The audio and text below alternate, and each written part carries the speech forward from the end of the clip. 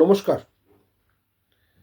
কয়েকজন জিজ্ঞেস করেছেন যে অকুপেশন চার্জ না দিয়ে যদি এক্সপার্টি স্টে অ্যাপিলে পাওয়া যায়, সেক্ষেত্রে রেসপন্ডেন্ট কি করতে পারে।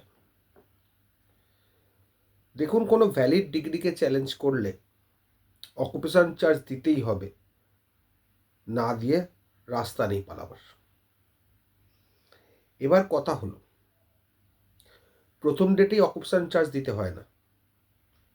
প্রথম ডেটে ধরুন আপনি স্টে অ্যাপ্লিকেশন মুভ করলেন, আদার সাইড কোনো ক্যাভিয়েট করেনি, স্টে অ্যাপ্লিকেশন মুভ করলেন, তখন কোর্ট স্টে অ্যাপ্লিকেশনটা অ্যাপিল অ্যাডমিট করার পর গ্র্যান্ট করলো, গ্র্যান্ট করে 1 মাসের জন্য একটা স্টে অর্ডার দিল of the degree without any occupation charge প্রথমবার। তারপরে যখন নোটিশ গেল,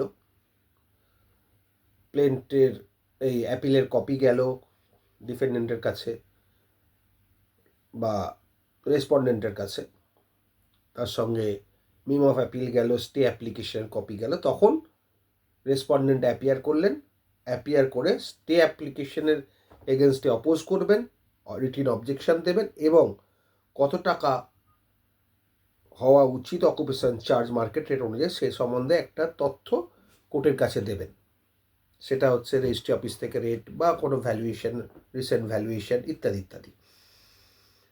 সেই স্টে অ্যাপ্লিকেশনের যখন ফার্দার হিয়ারিং হবে, তখন কোর্ট ওই তথ্যটি যাচাই করবেন, অ্যাপিলেন্টের কাছেও শুনবেন, রেসপন্ডেন্টের কাছেও শুনবেন, বা কোর্টের কাছে কোনো তথ্য থাকলে কোর্ট সেটা অ্যাড করে অকুপেশন চার্জ দেবে এবং কন্ডিশনাল অকুপেশন চার্জ দেবে। যদি অকুপেশন চার্জ না দেওয়া হয়, তাহলে অটোমেটিক্যালি স্টেটা ভ্যাকেট হবে, execution will be proceeded with.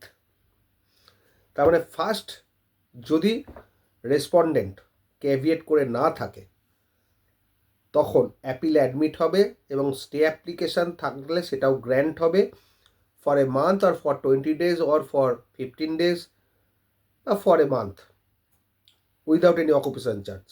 আবার বলে দিচ্ছি, তারপর যখন রেসপন্ডেন্টের কাছে সমন গেল, নোটিশ গেল, মেমো অফ অ্যাপিল, স্টে অ্যাপ্লিকেশনের কপি, তখন রেসপন্ডেন্ট অ্যাপিয়ার করে অকুপেশন চার্জ চাইবে as per market rate, depends on documents বা আর যা যা তথ্য আছে।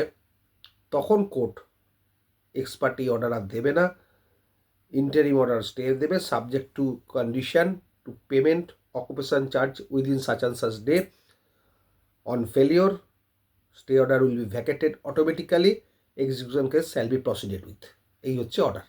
তাহলে প্রথমটা যদি কেভিয়েট না করে থাকে, তাহলে ex parte occupation charge without, ex parte stay order without occupation charge. আর যদি কেভিয়েট করে থাকে, স্টে দেবে subject to condition of payment of occupation charge.